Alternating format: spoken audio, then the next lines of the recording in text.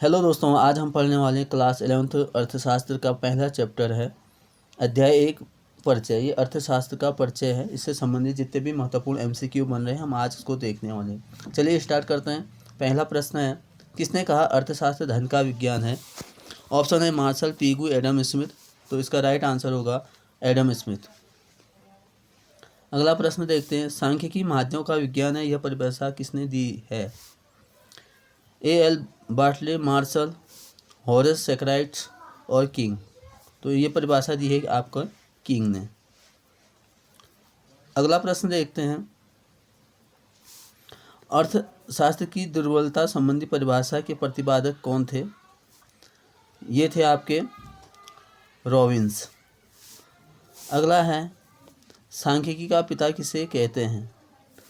तो गॉटफ्राइड ऑकेनवाल को सांख्यिकी का पिता कहते हैं। अगला प्रश्न देख लेते हैं, सांख्यिकी शब्द का प्रयोग प्रयोग किया जाता है? एक वचन में, बहुवचन में या एक वचन बहुवचन में? तो एक वचन बहुवचन दोनों में किया जाता है। अगला प्रश्न है, सांख्यिकी का प्रयोग किया जाता है व्यवसायियों द्वारा या वैज्ञानिकों द्वारा या अर्थशास्त्रियों द्वारा? तो ये होगा इन सभी में। तो ये जो सांख्यिकी है सभी के लिए प्रयोग किया जाता है। प्रोफेसर पीसी महालनोबिस कौन थे? ये अर्थशास्त्री थे। भारत की पंचवर्षीय योजना जो थी महालनोबिस के अनुसार ही व्यवस्थित की गई थी। अगला है, सांख्यिकी।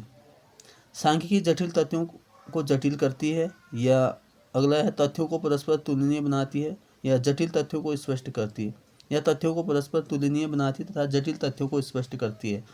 तो लास्ट ऑप्शन सही होगा, तथ्यों को परस्पर तुलनीय बनाता है और जटिल तथ्यों को स्पष्ट करती है।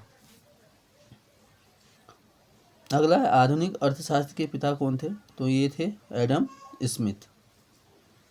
अगला प्रश्न है, अर्थशास्त्र एक आदर्श विज्ञान है, किसने कहा? ये पीगू ने कहा।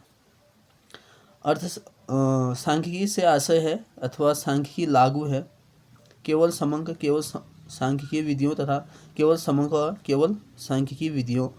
तो इसका सही आंसर होगा केवल समंक और केवल सांख्यिकीय विधियों पर। अगला प्रश्न है, अर्थशास्त्र विज्ञान तथा कला दोनों है, यह कथन किसका है? तो यह कथन मार्शल का है। अगला प्रश्न देखते हैं, अर्थशास्त्र की आधुनिक परिभाषा को किस नाम से पुकारा जाता है? तो विकास केंद्रित। जो विकास केंद्रित जो परिभाषा है से जो आधुनिक जो अर्थशास्त्र की परिभाषा को पुकारा जाता है। अगला है, सांख्यिकी का सामान्य महत्व है, प्रशासन के लिए इसका महत्व या प्रशासन में महत्व, व्यवसाय में इसका महत्व, विज्ञान या अनुसंधान? तो इन सभी में इसका महत्व है। वेल्थ ऑफ नेशन पुस्तक के लेखक हैं, ये है एडम स्मिथ। अर्थशास्त्र अध्ययन कराता है आर्थिक क्रियाओं का, धन का, मनुष्य का आवश्यकताओं। तो ये आर्थिक क्रियाओं का अध्ययन कराता है। अगला है, निम्न में आर्थिक क्रिया की शाखा कौन सी है? समष्टि अर्थशास्त्र, व्यष्टि अर्थशास्त्र या समष्टि या अर्थशास्त्र या व्यष्टि अर्थशास्त्र? तो ये दोनों हैं, समष्टि अर्थशास्त्र और व्यष्टि अर्थशास्त्र, मैक्रो और माइक्रो दोनों ही। अगला प्रश्न है, एडम स्मिथ की वेल्थ ऑफ नेशन कब प्रकाशित हुई? तो ये 1776 में प्रकाशित हुई थी। निम्न में से कौन सी आर्थिक क्रियाएं हैं? उपभोग, वितरण, उत्पादन। तो ये सभी आर्थिक क्रियाएं हैं। अगला है, अर्थशास्त्र उद्देश्यों के बीच तटस्थ समान है, ये किसने कहा था? तो ये कहा था आपका मार्शल ने। अगला प्रश्न देख लेते हैं, अर्थशास्त्र सीमित साधनों का विज्ञान है, ये किस का कथन है? तो ये है आपका रॉबिन्स का। अर्थशास्त्र कल्याण संबंधी परिभाषा किस अर्थशास्त्री द्वारा दी गई है? तो ये है martial.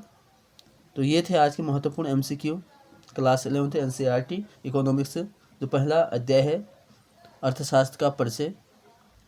Thank you so much watching this video. ऐसे वीडियो देखने के लिए इसे लाइक और शेयर कीजिएगा। धन्यवाद।